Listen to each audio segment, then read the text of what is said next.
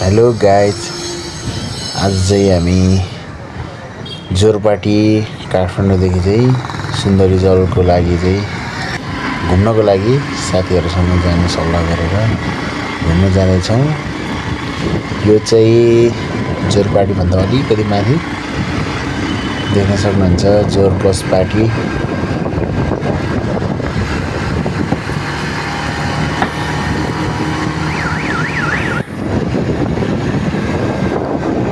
मेरो साथीको पछाडिको सर्ट हेर्नु कस्तो छ। मेरो चाहिँ पुरै के अरे क्यामेरा समात्ने मान्छे मैले नभएर आफैले एउटा हातले समात्ने अनि एउटा हातले चाहिँ राइड गर्ने अनि साथीलाई पालो गरेर फेरि चलाउन क्यामेरा समात्न दिएको। हेर्नु न कस्तो देखाएको छ। बब्बाल यस्तो दामी मजा आयो। तर घुम्न गएँ है, धेरै समयपछि घुम्न गएर होला, धेरै रमाइलो लागेको थियो। सधैँ एकै ठाउँमा मात्र बसेर पनि हुँदैन रहेछ कि गाइस। कहिलेकाहीँ यसो घुम्न जाने, फ्रेस हुने होइन, मै मात्र खुल्ला हुन्छ। नत्र मान्छेमा मनमा अनेक थरीका कुराहरू खेल्ने अनि के सोच्ने, कहिले सफल भयो कहिले असफल भयो के सोच्ने। अब हामी यो चाहिँ सुन्दरी जलको बस पार्क, त्यसपछि हामी लाग्यो यता माथि धापड्यामतर्फ। यो पुल तरेर गयो। बाटो हेर्नु न यस्तो अप्ठ्यारो छ।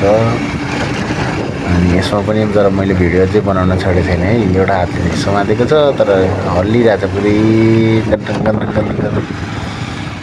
तै पनि प्रयास जारी छ। अनि हामीले बाटोमा भेटेको साथीहरू चाहिँ हामीभन्दा अगाडि एउटा चाहिँ पठाउ बुक गरेर आउनु भएको रहेछ, एउटा चाहिँ आफ्नै साथीकोमा चढेर आउनु भएको रहेछ। उहाँहरूलाई पनि बाटो थाहा नभएर हामीलाई सोधी हामी सँगै गए। त्यसपछि यो चाहिँ आर्मी ब्यारेक है, यसमा चाहिँ के अरे टिकट काट्नुपर्ने रहेछ। त्यसपछि हामी लाग्यो जङ्गलको बाटो। यसरी जङ्गल हिँडे। कोही बाटो त ठिकै थियो, कोही चाहिँ खाल्टाङ खुल्टुङ थियो। यहाँ यतातिर चाहिँ बनाउँदै रहेछ है। अब केही समयपछि चाहिँ राम्रो होला। अब यता आएर बाटो कन्फ्युज भयो। यहाँ हेर्नु न, यो गाउँतिर आउँदा चाहिँ सेम मेरो गाउँमा आएको जस्तै लाग्यो। मेरो गाउँ जस्तै लाग्यो मलाई। काठमाडौँबाट धेरै समयपछि आफ्नै गाउँ आएको जस्तो अनुभव लागिरहेको। धेरै राम्रो हरियाली थियो।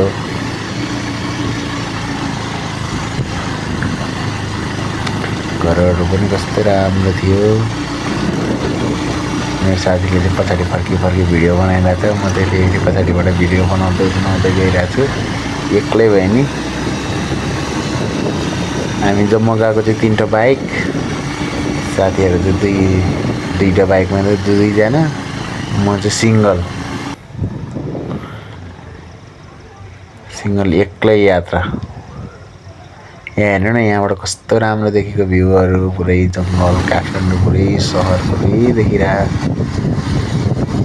यहाँबाट चाहिँ धापड्याम लाग्ने बाटो रहेछ। यहाँबाट हामी गयौँ। यहाँबाट कति 18 किलोमिटर देखाएको थियो। यहाँबाट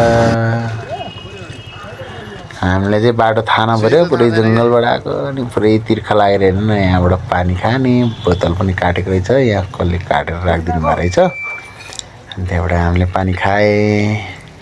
मैले यसरी पानी खाएँ अनि साथीले नि खाएँ। बाइकको गति हेर्नु न यस्तो।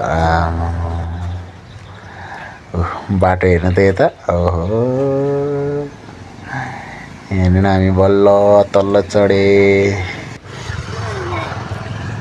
यो चाहिँ सुजित।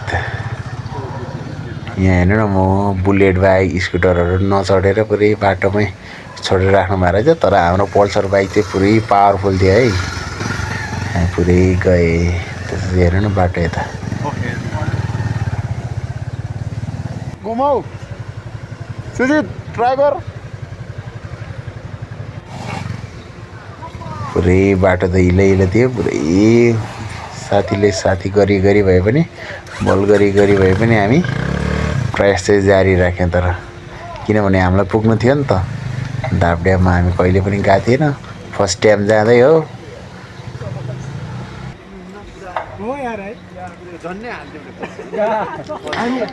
धापड्यामको छेउमा आइपुगे हामी त्यसमा चाहिँ फेरि यतापट्टि यहाँ 3 किलोमिटर छ अझै धापड्याममा तर यहाँ अङ्कलले चनाहरू बिगिराख्नु भएको रहेछ त्यो चाहिँ खाएँ अनि त्यसपछि हामी फाइनल्ली पुगे धापड्याम यहाँ कति धेरै मान्छेहरू पुगिसक्नु भएको रहेछ हो यति खुसी भए किनभने जति नै त्यतापट्टि बाटोमा दुःख भयो नि यहाँ आइपुगेर चाहिँ हामी खुसी भए त्यसपछि भिडियोहरू बनाए फोटोहरू खिचेँ खेल्न त पुरै स्विमिङ खेल्न मन लागेको थियो त्यहाँ पुरै पौडिन मन लागेको थियो तर के गर्ने त्यहाँ आर्मी गुरुबाहरू हुनुहुँदो रहेछ उहाँहरूले खेल्नै दिनु भएन हामीलाई भिडियो बनाएँ यसो फोटोसोटो खिचेँ अनि फेरि फर्किने प्रयास गरेँ यहाँ हेर्नु न सबैको जोडी जोडी आएको रहेछ हामी चाहिँ फेरि केटै केटा मात्र सबै फोटो खिच्न मात्र व्यस्त थिए यस्तरी थिए मेरो साथीभाइहरू फोटो खिच्दै भिडियो बनाउँदै आफू चाहिँ के गरौँ भयो पुरै छटपट्टि त्यसपछि हामी यतापट्टि चुडामणि भन्ने कि के भन्ने ठाउँमा पुरै त्यो टिकटकमा भाइरल थियो धजै धजा भएको त्यो तामाङको पुरै झन्डा राखेको ठाउँमा त्यही भएर हामी फेरि यता आएपछि त खास हामी घुम्ने भनेर यता आउन खोजेको तर बाटो थाहा नभएर धापड्यामणि जाने भन्ने कुरो भयो त्यसै हामी त्यता घुमेँ अहिले फेरि फाइनल्ली हामी यता आइपुगे तपाईँहरू को जानुभयो हेर्नुहोस् है त शुद्ध पानी पिउने हो यता चाहिँ पिउने पानी भनेर यता जङ्गलमा रहेछ अनि त्यहाँ पनि पानी खाएँ अनि त्यसपछि हामी यता घुम्ने ठाउँमा पुगेँ यहाँ पनि कति धेरै मान्छेहरू आउनु भएको रहेछ पुरै मन त खुसी भए घुमेँ दिनभरि थकाइ पनि लाग्यो भोक पनि लागिरहेको थिएँ भोकसँगै